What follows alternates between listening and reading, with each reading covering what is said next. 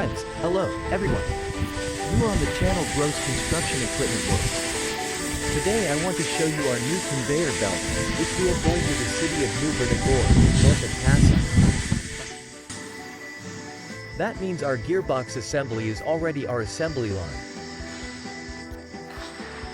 That's the kind of thing we've got here at Gary's.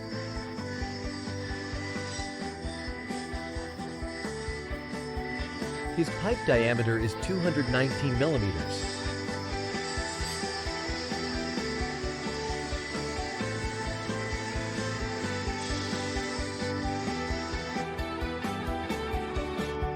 This conveyor is designed to move bulk goods.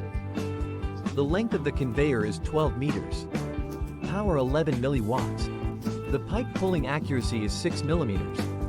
The auger, which is inside the pipe, has a pitch of 190 millimeters with a wall thickness of 5 millimeters. Weight of the conveyor assembly, 600 kilogram. The capacity of this conveyor is 20 cubic meters per hour, or 22 tons per hour.